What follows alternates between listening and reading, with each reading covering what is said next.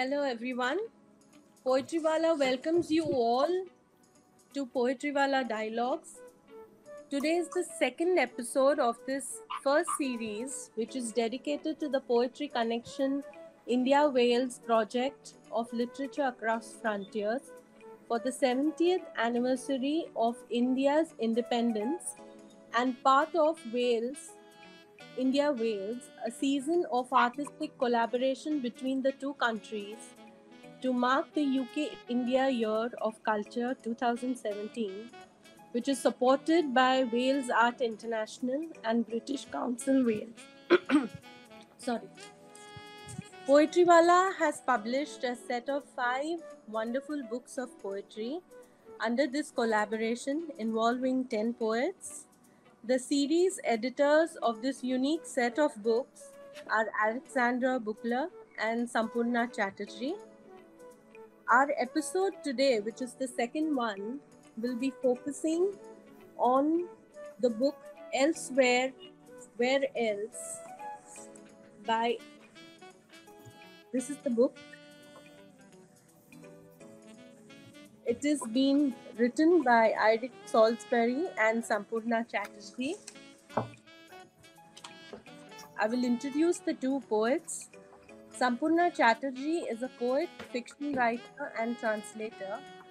Her 15 books include poetry titles Sight May Strike You Blind, The Fried Frog, Absent Muses, The Scorpion and Space Gulliver, Chronicles of an Alien, the novel Rupture and Land of Well, a story collection about Mumbai, Dirty Love, Penguin, and a translation of Joy Goswami's selected poems published by Harper Perennial.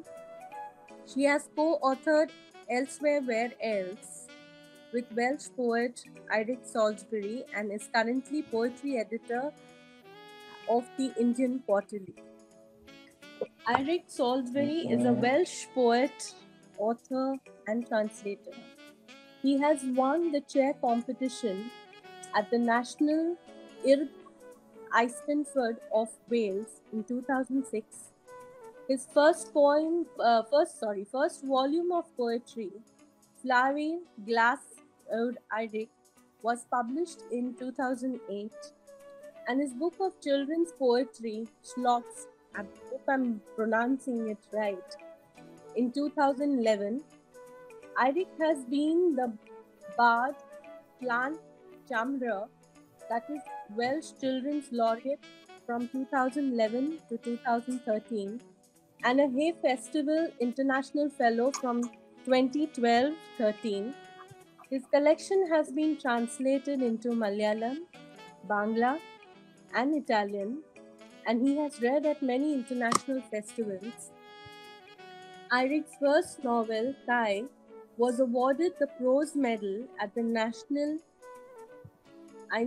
Eisteddfod of Wales in 2016. He works as a lecturer in the Department of Welsh and Celtic Studies in Aberystwyth University. This Poetrywala dialogue will be moderated by Subhro Bandhopadyay. Subhro is the author of 4 books of poetry, one of which has earned him the Sahitya Akademi Yuva Puraskar, which is an Indian National Award for Young Writers in 2013. 2 have been translated into Spanish and are published in Spain.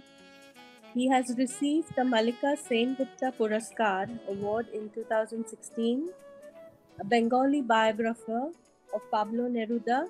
He has received the Antonio Machado International Poetry Fellowship from the Government of Spain and Poetas de Otros Mundos distinction from Fondo Poético International, Spain. Thank you very much. Over to you, Subhro. Thank you, Smriti. Thank you for everything. Thanks to Paper Wall, thanks to Poetrywala for hosting us, for publishing us, and whatnot. And a very warm welcome to Eurig Salisbury and Sampurna Chattarji. my two colleagues and friends. Eurig is literally the poet laureate of Wales, and Sampurna is honorary poet laureate of Aberystwyth City. We call her like her relation with Aberystwyth and Wales goes back to, I mean, which year I don't even exactly know, but there are many. There's a long relationship between Wales and Sampurna. So I would like to start the conversation about your beautifully written book, Elsewhere, Where Else. I must talk about. I must ask you, where else? The when did this?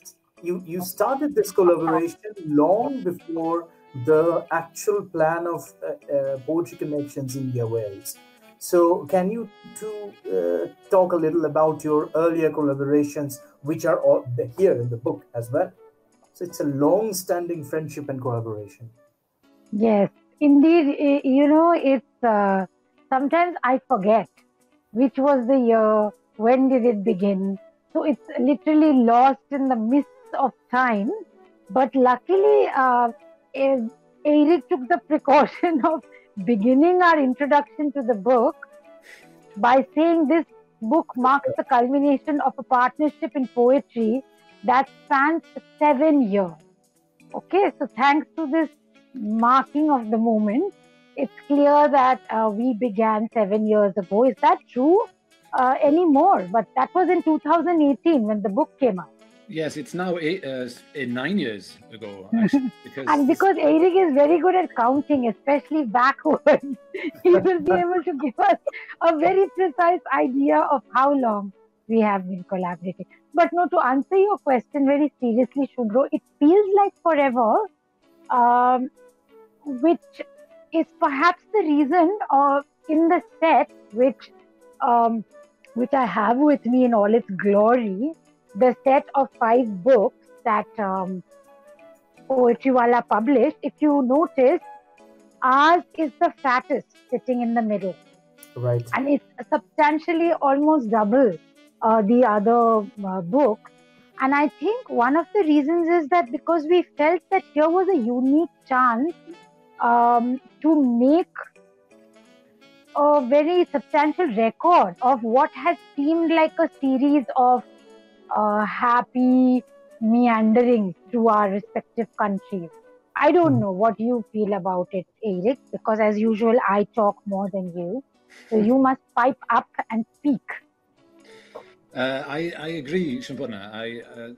That's exactly it. I remember at the beginning of this project, when we were thinking about what we would include, we both of us, I think, had that feeling that we had this body of work, if you like, published in different places. Some of it's not published either, and we had this feeling that, well, we wanted to give that body of work a home, and if we could publish those different poems, those articles as well, because there are different things in the back of the book. If we could publish those together, it would be great, because I certainly felt that they deserved to be read, and we also felt, I think, that we wanted to, in that way, to thank those people who had gotten us on different projects over those 7 years at the time, and to some sort of sense of repaying, if you like, or at least taking it to fruition. I think that was the general feeling, if I remember rightly. Yeah, I think it was this. I must be very candid and also say that, was it not also a feeling of it's now or never? If we don't put everything into this one book, as often happens to poets, when will it ever be a book? I don't know whether that was, in my mind, I felt that, Subhro, it's like the Poetry Connections brief was capacious enough for allow us to do this. Because if you remember the theme, because you were one of the pair poets also, was freedom. And I think Eurig and I exercised that freedom to make the book as capacious as it is, and also to make really the project per se, which we hopefully will talk about, almost a culmination of those 7 years of working, writing, talking, all those things. I was about to come to this point. So it's a 7-year-long process that we can see as a product in this book as it is published now. So my question is, so there was no single process. There must not be any. What is your pattern of work? How did you work? How did you collaborate? What was your process? Usually at an extreme pace. That's usually the pattern. If there is a pattern at all, I think it's one of either Sampurna. There can be more than one pattern. Sorry? There can be more than one pattern. Yes, of course. I'm sure there is, but usually Sampurna either comes here to Wales, to Aberystwyth usually, or I go to India, either to Mumbai or to Kolkata, Delhi, and we have this. Usually, it feels at least like a short period of time together, where we can explore usually the city and talk and read as well. To read, make the most of the opportunity and read our poetry for audiences both in India and in Wales. So for me, it always feels as if we're doing it in some sort of mad rush, which isn't a bad thing. It can be it can be fruitful, that can bring with it, this great need to make the most of that time. But at the same time, I feel sometimes it would be nice just to have some, a longer period of time as well. But that's as it is. But I think it's always the pattern, if anything, is to make the most of the time and the opportunity that we have. And I think in terms of, it's interesting that when we began, we had no idea that it was the beginning of something long term. It was pure randomness. We were at Teenavid, we were supposed to translate each other's work. And Teenavid, I don't think the pace was that hectic, was it, Eurig? It actually wasn't right at the beginning. No, it wasn't. Because I think it only felt hectic when you got hauled over to India, and that kind of fits the brief, because at the back it does say, in artistic practice, something about, series of residencies in both countries, alternating between the hustle and bustle of Indian metropolises and the peace and quiet of Welsh towns and rural locations. And I feel that, unfortunately for poor Eurig, it's the hustle and bustle that has made the larger impression on our working practice. But actually, it's been a very itinerant practice, hasn't it? We've moved from, you left out an important location, Eurig, it was Kerala.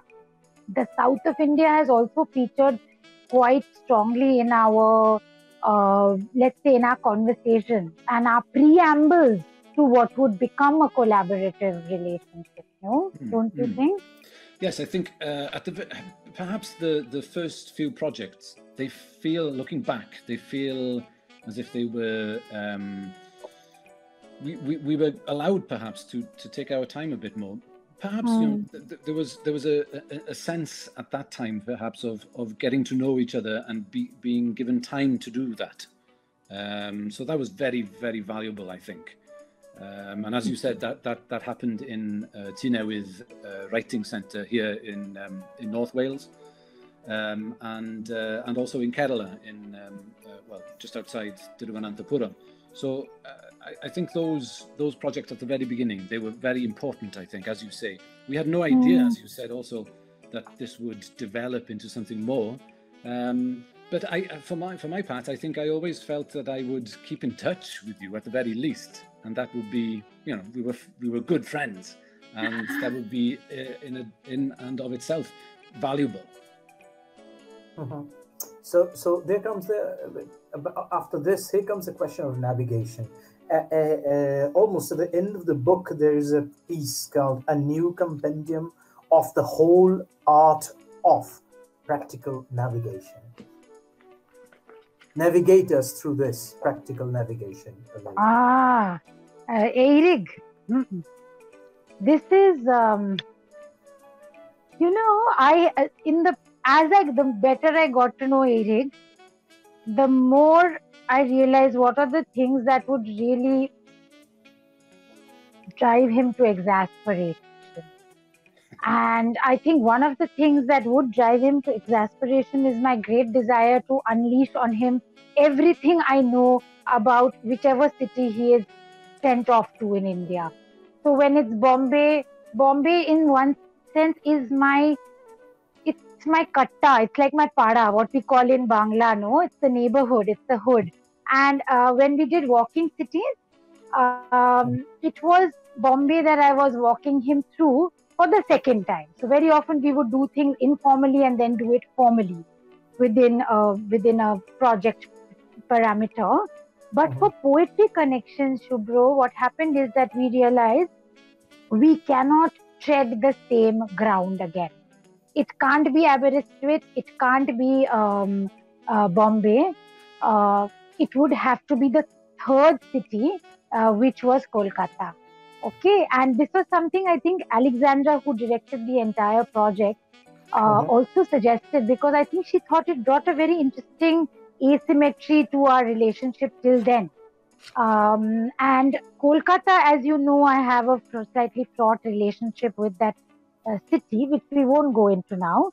But when I realized that I would have to navigate Eurig Salisbury through Kolkata, the city I ran away from literally, I panicked, immediate panic. Because how will I be his navigator? I'm always the one who steers him through the quicksand, you know. So what would I do? And that's what the first line says. How do I navigate a city I do not know too well and do not like too much? How do I map a history that is both rich and inglorious? I make a bad pilot for one unsure of coordinate, route and storm. Okay, and what I did, the title of this essay is actually a title that I borrowed from William Jones Sr. Okay, now William Jones Sr., obviously a Welshman who landed up in Kolkata, but I found myself relying on books to an extent that my lived experience hadn't made me feel strongly enough about that I will be an able navigator. So I decided to read everything I could lay my hands on. It was like studying for an exam, and poor Eurig has no idea that I worked so hard to make it so seamless. I hope it was seamless, probably not. But this was a way of actually helping me create a sort of preamble to our meeting, because I knew that we would have very little time together, as Eurig pointed out, and I was terrified. So here when I write knowledge is transferable, I am terrified that I have none to transfer to you. I consult a book given to me to discover this hellish city, that is in inverted commas. Okay, and I find 3 theories of naming, and these are all basically, sometimes I find research is a way of creating a map and giving myself some coordinates to function within. And if, as often happens, the pace or the exhaustion of our actual physical time spent together reduces me to incoherence, which often happens when I'm with Eurig, I would just give him this thing to read. You know, it's like my backup plan. So in one way, now I realize, looking back at it, perhaps that's what it was. I don't even know whether Eurig actually read it. So, Hmm. of course I did. I would like to ask a favor. I would like you to read your first collaborative Kolkata poem. The city, the third city that you chose, and that is the ultimate part of the book. For the reader, I must say that there are 4 parts in this book, and well, actually 5 parts. So the third part is called Kolkata, and that is officially that is the result of this Poetry Connection India Wales project. So because I maybe have my vested interest in Kolkata, no? So you can understand. Yeah, So, and also I have you to thank, Subhro, for taking me to South Park Cemetery before I had any idea that I would have to play guide to Eurig for our project. So I was already prepped and primed in one sense because you have lived in Kolkata and you know it so well. Eurig, I think you should go first with one of the Kolkata poems because as you know, my poem is a long poem in 7 dislocations. So while I figure out which dislocation to read, Shubhru, I'll tell you one quick thing. In terms of structure, no, we decided what we'd do is that we'd see these places, 7 places, and each of us would write a poem about those 7 places. And this, in a sense, mirrors what we did in Aberystwyth. So actually, the links between the sections are not artificial or imposed. They are pretty organic because if you look at the Aberystwyth section, there too there are 7 locations, and each of us has written a poem on that same location from the insider-outsider point of view. In Aberystwyth, I'm clearly the outsider, and Eurig is the insider. In Kolkata, in some sense, we are both outsiders. Okay.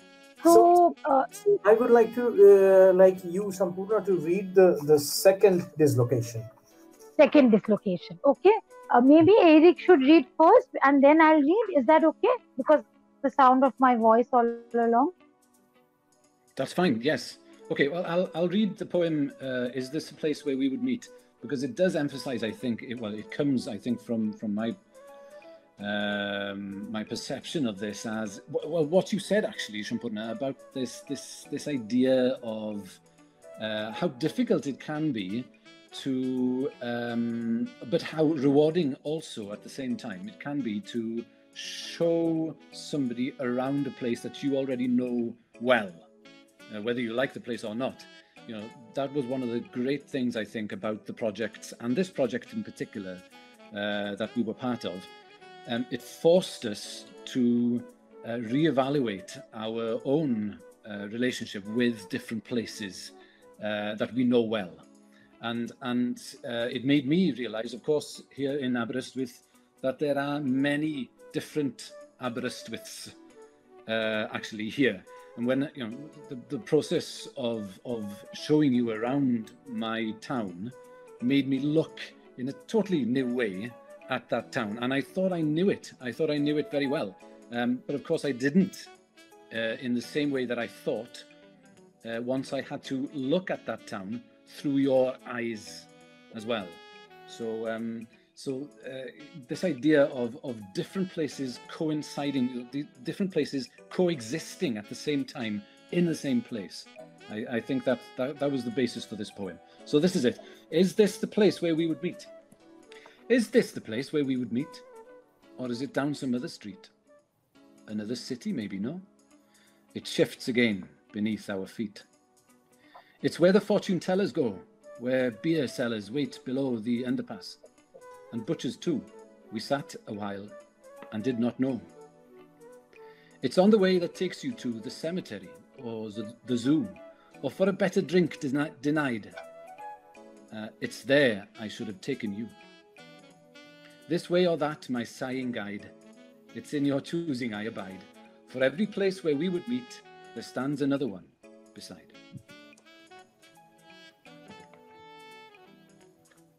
I think it also sums up, I mean, I'm hearing this poem again after so long. It's always that worry that have I taken you to the right place? And I think have I taken you to the right place becomes a sort of existential problem. That dislocation, which is there in the title of my long poem, is really a very internal one, I feel. The sense of being continually and perpetually dislocated. Okay, I'll read the second part of my city in 7 dislocations. Speaking of dreams, which one was mine? The one where the mop-topped boy jumped out of a truck right into our flight path, and a low-flying plane burst into flames as we took off? Or the one where a girl made photocopies for hours inside a digital door, which offered, after hours, a single white sheet of paper into your waiting hand? A rooftop pool so small and blue we could have walked across it, onto a neon highway full of hospitals. The acres of trees around an island of light so dense it looked like Central Park, and I in search of a crocodile. The houses of art with writing on them, suddenly gone in the middle of the blazing afternoon, with not a sound to make it human. I have borrowed your sleeplessness. I need no lumpy mattress or invisible crawling bug to turn me insomniac. Even the most comfortable bed will do. Places not where they were or should have been. A fully furnished rented house coolly occupied by another. A traveling theatre inside a bus with balconies tiered, where people sit on floors beside the folding chairs and hoot at those who think of going back home. Maps that turn loose and fail to correspond to the names around us, so that walking ahead, faster, almost falling under the wheels of honking buses, is a way of revealing anger more than eagerness to get there on time. A small kitchen in a grand house, an afterthought of domesticity in a world run by servants. A very red floor across which the skaters in their socks could not have warned you of the pitfalls of the raised thresholds dividing room from room, the Chinese room, the Japanese room, the American room, a series of exhibitions on a life well traveled, only to come back home and die in the house you were born in. Who made the plastic model of the doctors botching an operation? Which boy from the hood was thoughtful enough to tuck my trailing scarf tenderly in through the car door? Your sleeplessness is mine. It is well deserved, and once the dreams have been untangled, it will be clear if they were dreams at all. Beautiful. And I have, from this point, it's a point of departure for me. Like, it is from here, I would take you to the part of this book which is called Covid Lorai. You did not translate for English readers. You have this Welsh name as well. So what is this on the page 53, Eric? So Yes. so can you take us to this fight, to this Lorai? Okay, so the Welsh word is ymryson, which basically means debate. All right. And it's used as a word for poetic debates. Poetry debate, right? You are? Yeah, poetry debates. It is. I asked the question because it's the word Sampurna used here, Covid Lorai. It's a very age old. It's an age old tradition in Bengali poetry, especially in it survived till almost till 19th century. Then after 19th century, it gradually disappeared. But it's a kind of from Kolkata. I would like to go back to this point, which has a connection with the essential culture of Bengali language. And so my question would be, explain what is your Covid Lorai here to the readers, because it's a very important. Covid Lorai is for a reader. It's a poetic debate, and the poets used to create. I think almost every culture has something, some equivalent thing everywhere. So they create 3-4 lines instantly, and the other poet, the rival poet, has to respond to those lines, mostly insulting to each other. In Bengal, that is what that was there. And the sharper the insult is, the point goes to that poet who has the sharper adjectives to insult the opponent. Isn't that exactly what it was in the Welsh tradition, Eurig? Yes, yeah, more or less exactly. Although they were usually longer poems, but yeah. Yeah, do you want to tell them a bit about where it started and why we decided to do this? Yes, I think it started because mainly because we know each other well. You know, that was what we thought, and we could venture into perhaps something that would challenge us, such as this. You know, where we knew each other well enough to insult each other. I think that's.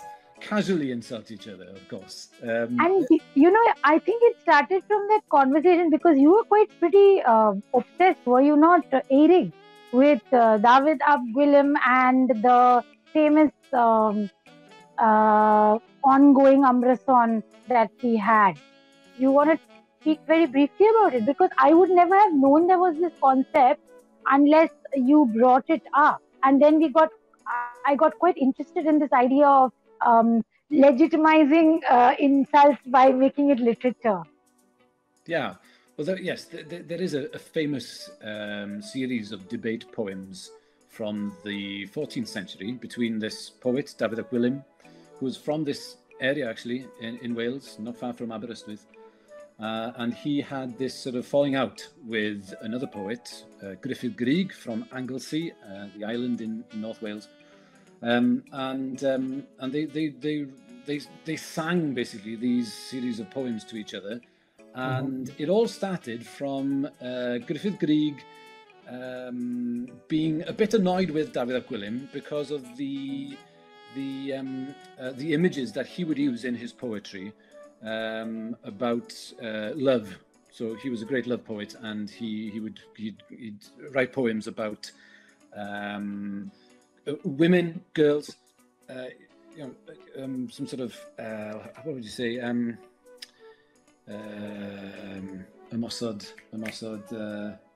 Attacking him basically with love, and he would be dying because of their love and so on. So Gruffydd Grug found this a bit annoying, and he told David in no uncertain terms, and David came back, and David was obviously a bit annoyed by it as well.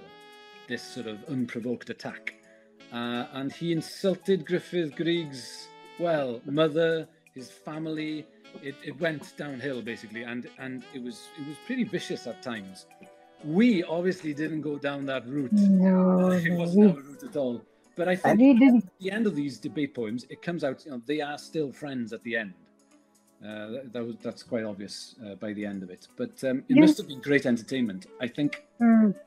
From what the experiences that we had reading these poems, because before they got into print, Subhro, we had a chance to road test them in Kolkata at the British Council in Kolkata, and I remember we had only written 2 poems then, only written just 2 poems, and it was it was a way of gauging whether they were working, because in some of these cases, it's clearly, until you read it out, you have no idea what's going on. And in as I heard from Eurig, in Wales, ancient times, they had these poems were sung, and in Bangla as well. Those verses were composed and they were sung with some musical accompaniment as well. So very basic acoustic music, but it was there. But can you just read a little from these two? Just the way I want to feel that tradition. Just as we say in Bangla, Subhro, রেশা রেশি একটা রেশা রেশির ব্যাপার আছে না, যে আমরা compete করছি, তাই না? সেটাও কি আছে? It is there. It is there. Yeah, which is a competitive spirit, which I think keeps poets sharp and on their toes. And at some point, I think we also wanted to do it just as a just a self challenge, I think. And there are these notes at the back which says, you know, it's almost in our case this familiarity, which is the result of years of collaboration, is what we hope to leverage as we reinterpreted and reinvented the new forms. Okay, so I will read mine first. As often happens, you asked about patterns, Subhro, in our collaboration. The pattern is always I begin and then I badger Eric till he produces the material that is due. Okay, so I began, and of course in Kolkata when we read it, I was very pleased because I was on to Reparty 3 and he didn't have a counter poem. And when we ended it, everybody went. They were all on Eric's side because they felt so sorry for him. But the comeback that he did, the comeback that he did is really very evil. It just cuts me down to size so badly that I almost, I can understand why poets would have a falling out after doing this, It's the risk. He took his revenge. He did take his revenge. But I'll read the first one. It's only four poems. So I'll just read the first one, which is me to Eric. There are things you do so well. Recite seagulls into the blue, sending them on the wings of a lover's desperation up to the tower where no one but the wind is sighing. Frame shots like an artisan of light, sing songs of little warm houses on the cold, wet roads back home to your beautiful baby boy. You can boil eggs to perfection. Choose the perfect red wine. Challenge the cold to conceit defeat as you stride along in your flip-flops and magnificent mariner's beard. You are a bloodhound for fact. You can sniff out where the precious old manuscripts can be had for a steal. Across many seas, you can hold your own in a room full of aliens, convince a hall full of kids in a municipal school that the languages you speak are the same. You're Welsh, they're Marathi, both dragon-hearted and strong. You are the one at ease in the Sufi shrine. You, the true blue tapori on the train. You travel the world like a local. You win chairs and crowns and medals. You fight for freedom and believe you will eventually get it. But there are things you don't and haven't done yet. Can you? Shed your princely garb for the rags of one who isn't as fortunate as you? Listen with a destitute's blind hunger for the clink of mint new words into your bowl. Can you preen less, mean more, admit no expediency, no compromise, no complacency, no pride? Can you live up to who you think you are already? Fail spectacularly with all the grandeur of those given the toughest, furthest task. Can you despair? Read the greatest works of every nation, knowing nothing you write will ever compare, and yet return to write again. Can you be humble and begin again? Halt unsure again. Expand your soft, small world into the vast gift you think you deserve. English, that's just a ruse to make you fledgling again, hackling again, cracking with wet, impatient beak into another, more difficult life. There are things you do so well. But can you shape-shift more, reinvent yourself, your soul, and birth a whole new sound? Show me if you can. Show us if you can. Well, I wonder, should I read the poem that follows, or the Yes. Obviously, the poem that follows, the repartee. Listen to that. Okay. Of course I can, say I, as sure as summer bides its time in the heaving eaves. Didn't you see me? I was in the book we saw, through the panelled glass, the gleam on my brow reflecting back in the spotlight's glare on the page, my eye a corollary on the penman's rubric, right where he wrote, I was any number of things. It was when we drank coffee in the canteen, your bags and coats slouched about you all the while, like some perpetually molting bird, warmed your hands on the cup and talked about Byron or Coleridge and English literature. I was born back to another summer, where we drank coffee in Kerala. So when the British left, we cherry-picked things we wanted to keep, cricket and bits of the judiciary and the language, with which we said, thank you, now fuck off. So here's my riposte, overdue and blowing hot and cold, to this rough, loping beast that lingers in my land. I have use for you yet. And of course, I come back and say very rude things about how he's trying to be Yeats and isn't, and about getting very hot and bothered about English and being, and being called a bird, a molting bird. I took great umbrage to that insult. And I after 10 pages of ranting, then he cut me to size, and I was a bit, I hope the readers can find out what he did. No, that's why I wanted to come to this point particularly, because it's a very strange tradition. I have not come across this tradition in northern part of India. I don't think in Hindi they have it or not. Neither do I know about Marathi, but certainly in Eastern India we had that, and those are the tonality of these poems are exactly the way that they were in 18th century, 17th century Bengali literature. And I'm sure that was the tone in Welsh literature as well. So that's why I wanted to come to this point. And so this brings me to my question about Kolkata. So you talked about showing Eurig Kolkata. How did you find Kolkata, Eurig? It was the capital of the Raj of the empire. Yes, and that struck me actually in the architecture quite immediately, actually, as we travelled by taxi around the city and saw the wide open streets. The plan, the street plan reminded me of London in places. So that was a bit weird, and so on. Of course, I, as a Welshman, have a very troubled relationship with the empire myself. So it was very odd, yes. And to see that the monument, the Victoria Monument, and so on.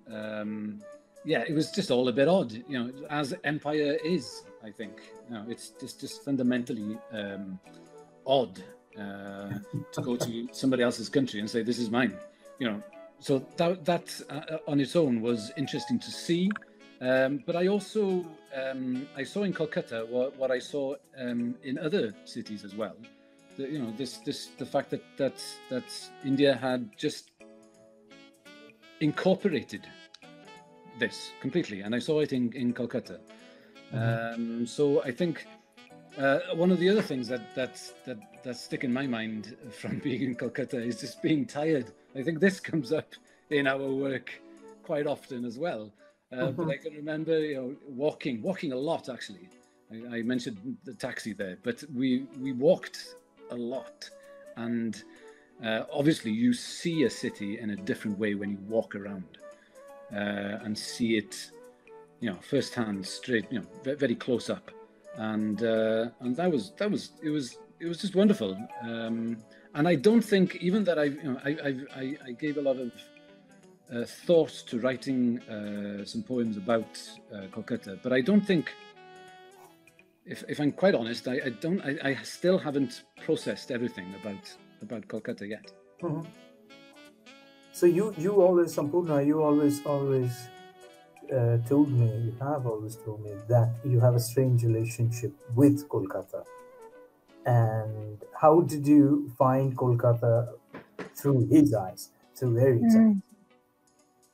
I think there are positions that you get hardened into just by repeating them often enough.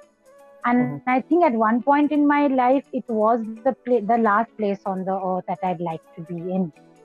Okay, and so I think moving from Kolkata to Bombay gave me a new lease of life at so many levels that I had consigned Kolkata to the dark places.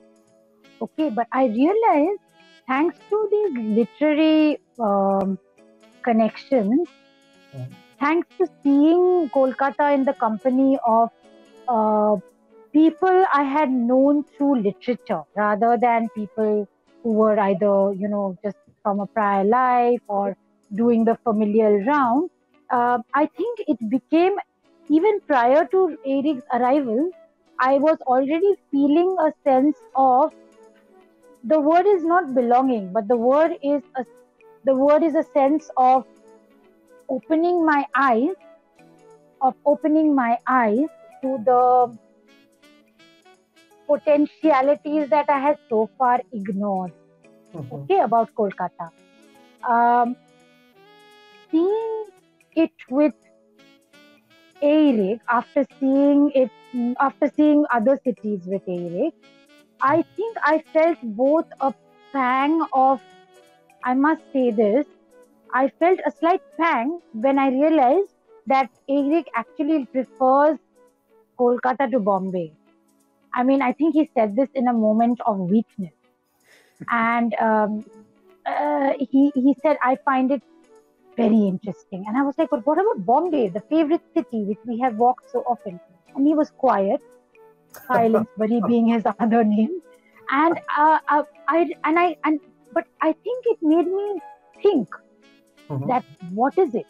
And I think it's simply somehow it made me realize that there are layers and layers that I have willfully not seen because I wanted to shut it away, And if you've read my novel Rupture, one of my favorite characters, Vishwajit, is from Kolkata. And so many of the scenes, many people are from Kolkata in that book. Okay, and they've traveled to other cities, whether it's Bombay or Delhi or wherever it is. But the starting point is often Kolkata. And I sometimes realize that my descriptions of that city are so, they don't carry the hostility that I imagine I have towards it. Okay. And I think being with Eurig and seeing how open he was, how comfortable he was, he's quite comfortable in any location, I must add, made me see it. Seeing it with new eyes has already been said. It wasn't that. It wasn't like I suddenly had rose-tinted glasses. I suddenly admitted to myself that this material that I had was potentially as deep and as enriching as so far I had only believed Bombay to be, if I were looking at cities. So there was, why do you think I call it dislocation? There was an internal dislocation in my own appreciation of this thing. Okay, and I think Eurig, I don't think I fully processed it yet, which is odd because I should have done it. When I read the poems now, I realize there are levels of things which I need to re-enter in order to fully understand what they mean. And I must add that going to Shantiniketan, which was one of the things we did, because I thought it's very important that Eurig visits Shantiniketan while he's in Kolkata. Also because I have a very familial connection with Shantiniketan, which I always used to push away into the background. My grandfather, we have very, very strong connections with Shantiniketan. I never acknowledge them even. I don't know for what reason. But I thought, here is Eurig, we must go to Shantiniketan.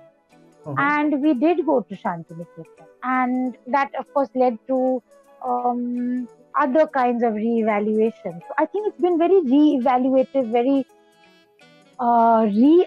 reaffirming of things that I had preferred to avoid or evade or ignore.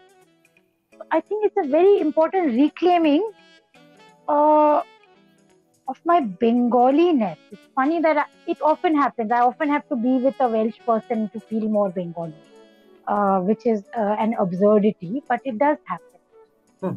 And what is your take on Aberystwyth? How is your Aberystwyth?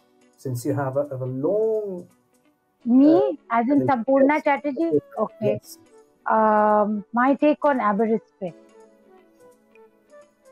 I absolutely love it. Okay, I love it for its pocket size.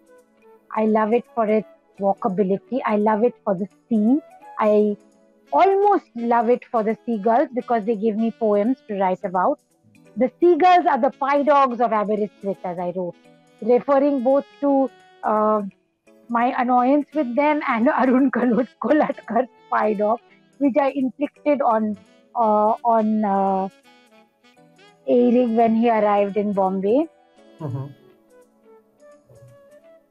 I find it also, I don't think I would ever live in Aberystwyth. I'm sorry, Eurig, I just had to say this. I don't think I've ever said it. I couldn't live there more than a month maybe at a time. For all its beauty and its tranquility and its joy and its goodness. And the sea, I could sit in front, if that sea, I mean, it's funny how in Bombay, I actually live, where I live is north, 33 kilometers north of the sea, right? So I have the hills, I don't have immediate access to the sea. And if I could bring that sea and somehow put it where the Yevur hills are, it would be an ideal geography for me. But I don't think I would live there. Because Aberystwyth it's too small. Okay. And I don't mean that as an insult. I mean that I need something explosive and noisy and cacophonous and chaotic in order to feel like I am truly at home. And I think that feeling of being at home for a short period of time is what Aberystwyth makes me feel, which is because of the people. But beyond that, it's an ambivalent feeling. I'm surprised I'm saying this because I thought it was an unqualified love. And I think it's the people that I love in an unqualified manner. But I feel slightly, it's not claustrophobia. I just need noise, I think. And you, Eurig, and you, Eurig, what's your, after seeing Aberystwyth with Sampurna, the way you were talking, you were telling us before, that you thought you knew the city, but indeed you did not know completely. So did you discover something new about Aberystwyth while doing this collaborative writing? I discovered a few facts, I'm sure, as I researched to try and tell Sampurna some interesting things, perhaps about a few things. But perhaps no. It's the thing that stays with me is a more general idea. As Sampurna, that description of Aberystwyth by Sampurna just now, for example, that in itself is very interesting to me, because I know Aberystwyth in many different ways. Of course, I'm not from Aberystwyth itself. I was raised in South Wales, in a rural village in South Wales. So for me, of course, Aberystwyth is noisy. So it's interesting in that way. So I came here as a student. About almost 20 years ago now. And all my friends with whom I experienced Aberystwyth for the first time, almost all of them have left. Almost all of them. So that Aberystwyth for me doesn't really exist anymore. The Aberystwyth where I went to the pubs, where I went out, and when I was very young. But I did meet my wife, Rhiannon, here in Aberystwyth, and now, of course, we live here in the town itself, and we have a son, Llew. And I teach now in the department where I used to be a student. So it's changing all the time, and I think change is perhaps one of those things that's part of my experience of the cities in India as well. This idea of change. Sampurna actually guiding me around Mumbai. I can remember saying, Sampurna showing me things and saying, well, there used to be this place there, and I used to go there to do this and so on. No, it's not there anymore. Well, I think the same is in Aberystwyth. I used to live here, for example, in a flat, or I used to go out to this place every night almost, but I don't do that anymore. So this constant change, the change doesn't manifest itself as quickly, perhaps in a small town like Aberystwyth, but the fact that it's in university town as well, there's an influx of new young people every year, and the population doubles in size, but they're always different. There's always a new cohort. So I think that idea of change and constant change, whether it happens quickly or slowly, it's there. It's always there, and it's in my experience of Aberystwyth now as well. I wonder, Eurig, that line you have in your poem, your acrostic poem, which is in essence a kind of love poem to Rhiannon, because the acrostic is her name.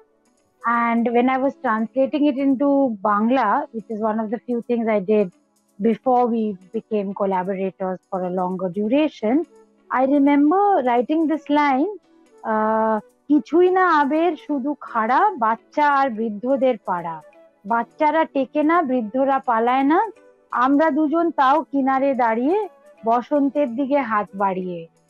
And I wonder, Eurig, as you have grown older, that feeling that this is a place for older people, just for older people and for babies, has that changed?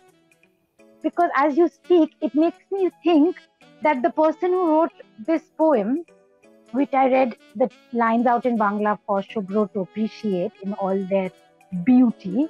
That beauty originates from you, not from me. Don't worry, we are not competing here. But has that changed? Because I sense a change. I think it has changed a bit, yes.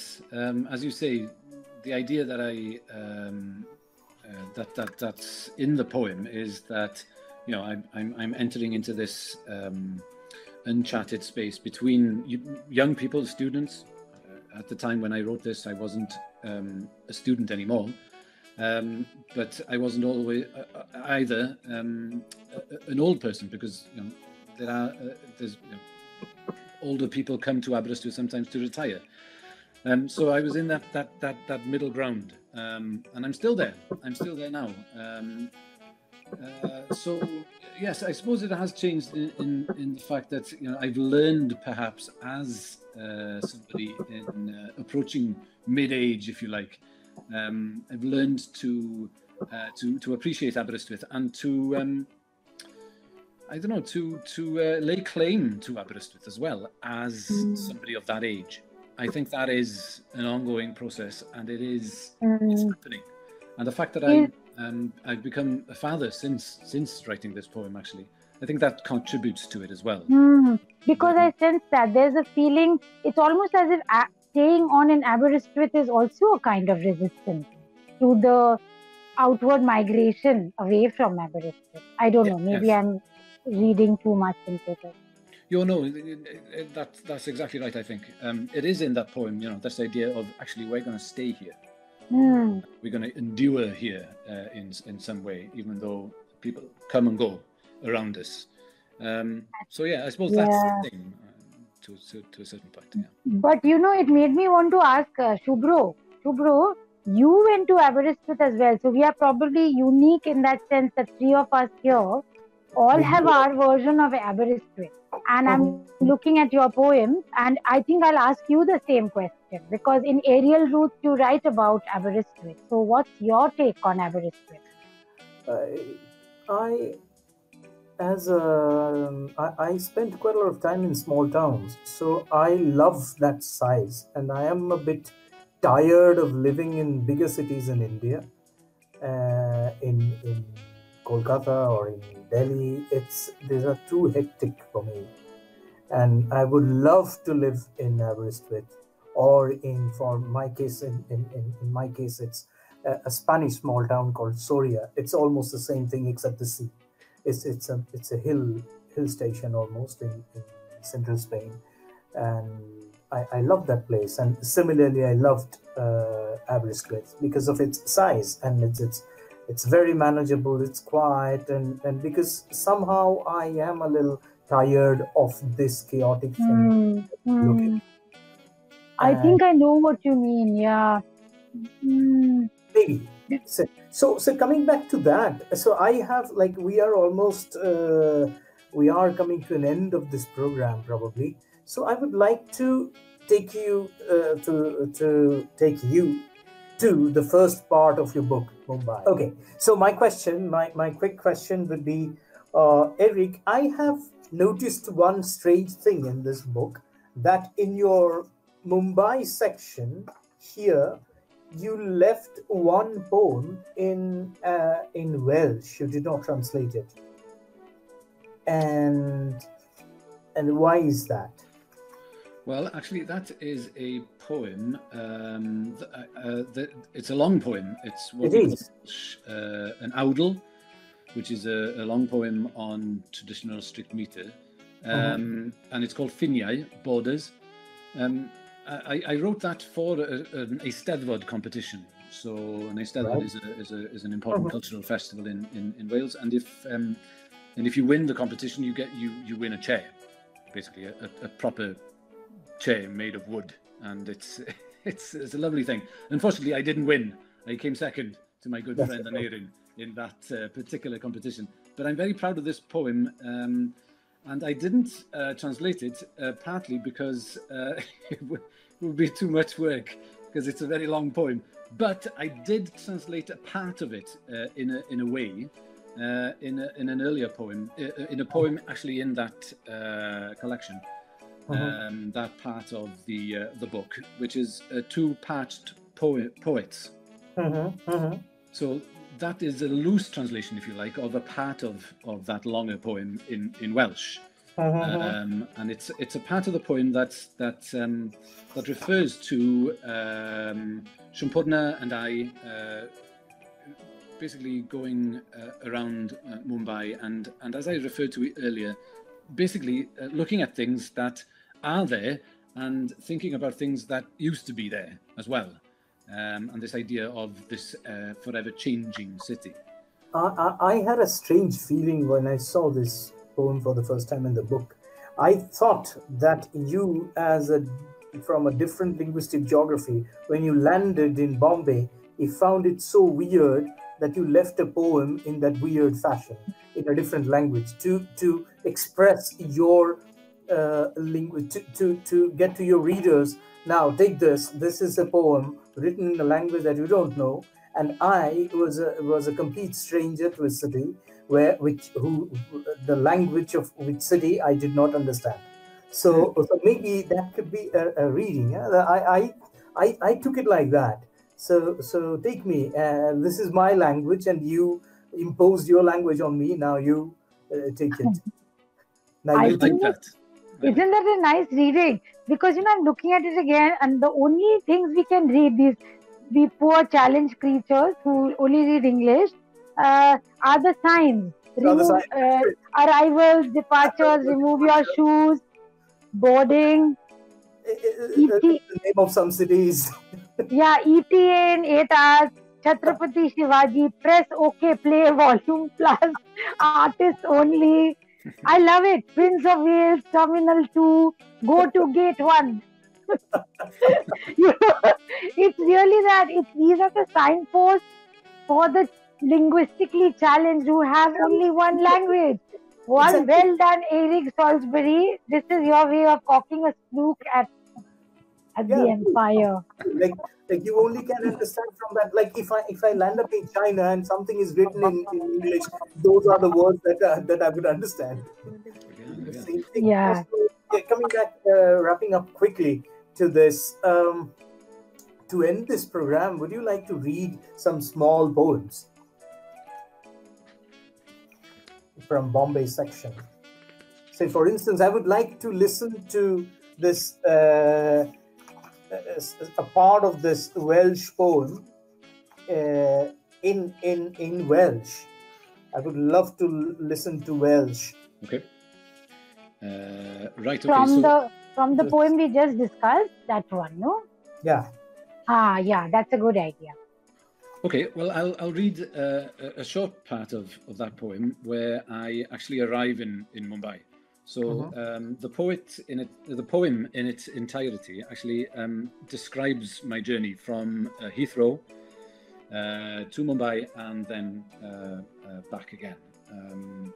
And this, it's interesting actually that you referred there to this idea of strangeness in another language. As you say, of course, there are English words and some other words as well in this long poem. Now, this was frowned upon actually in Wales, because you wouldn't usually use in a competition, as I mentioned, I wrote this poem for. You wouldn't usually use English words in a poem like that, and people frowned upon it. But it was totally intentional, of course, because in Welsh, that was again the intention, to make people feel a bit uneasy, perhaps, or to feel the strangeness of seeing English words in a Welsh poem, actually in meter as well. So that was part, in a different way. It was the same conclusion. So I'll read this short part then, when I actually arrive in Mumbai. And it basically just slaps me in the face, and I feel totally discombobulated. Chhatrapati Shivaji, I fyd newydd ei seirniaeth camaf yn araf. Mae'n nos ymwrlwm berw Mumbai. Dinos India yn seindorf. Mi'n sgubo'r bore I gell wag y llygaid. Yn ŵr hyn o 4 awr a hanner. Mae'n gynghanedd drom iawn ym myd yr oriau ban. Llusgaf yn hafod rhacs I dacsi. Mae'n fatchen benwen o boeth, ond heno, dan ffetanau fy nillad pnawn marchnad mawr, y mynaf yn ddiamynedd ar hen ddawns hwyr yn y ddinas hon. A chael, hynny yn gochelyd, yn bartner perig, yn ddinas oeraidd, un nos araf, yn mwrlwm berw Mumbai. The only word I understood is Arav. Slow, yes. that I still remember from the road sign in Wales. It's written almost everywhere. And your poem about your beloved city. Me, I'm now beginning to feel rather guilty at having said those things, because I realized. Your beloved city? Generally, many beloveds. It feels a bit promiscuous, the whole thing. Exactly. Our favorite novelist, Julio Cortázar, said it once, that I am always a promiscuous man between many cities. Yes, but I feel very promiscuous, like I'm committing adultery all the time. Yes, adultery is, he said like he had 2 permanent lovers, Paris and Buenos Aires. Yes.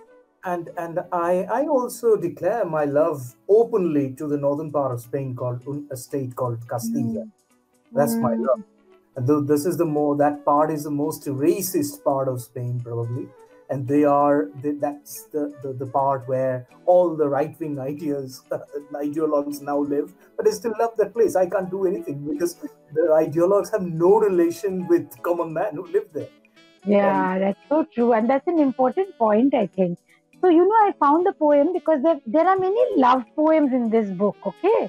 And I will not read those, but I will read the one that is at the beginning, which is called Discontinuities on an Unprovable Scale. I won't read the whole book. Sorry, of course I won't read the whole book. I'm hoping you all will buy the book. But I want to talk about scale, because I mentioned that about Aberystwyth. I remember when Eurig was sitting at my dining table here in my home in Thane, I had a full scale map of Mumbai, and he doesn't like paper things, so he had it on his mobile phone. And I remember taking a picture of what it looked like, the map on the phone and the map on the table. Okay, and it made me think about scale. And because the only thing that I yearn for in Aberystwyth is scale, and by mapping one thing on top of the other, I achieved that, right? So I'm going to read just 2 sections from that. Discontinuities on an unprovable scale. It's all a matter of scale. Pull yourself together, girl. Perspectivize. My city swallows yours. But how sweetly the coastlines adhere. Here, see how they match? Who invented this magical slide from Penglais to Vallabhbhai Patel? From North Road to Belastis renamed J.B. Behram? You scaled up, I stayed the same. Is Caesar's Cafe below Hancock Bridge? You tell me. You're the mapper here. Great. Nice. Thank you once again to both of you and for participating in this conversation. And thanks to Paperwall, thanks to Poetrywala. Now I must urge to the readers that this is the book that we were talking about today, and this lovely book. It's you can say, as Sampurna mentioned, that it is the thickest volume among all the other 4 books. So it's a 5-book set. You can buy it at a special discount on the Poetrywala website and almost in every other digital channels here in India. Over to you, Smriti. Thank you, Subhro. Thank you very much. It was a wonderful discussion. This is going to be really so interesting, this series. Huh? It is like Hemant and I are forced to stop, the conversation and your discussions amongst, listening to all this. This series is going to be really, really wonderful. And I wanted to again tell all our viewers, thank you very much for being there with us. And I would like to thank Subhro, Sampurna and Eurig for being a part of this discussion and this wonderful series of Poetrywala Dialogues.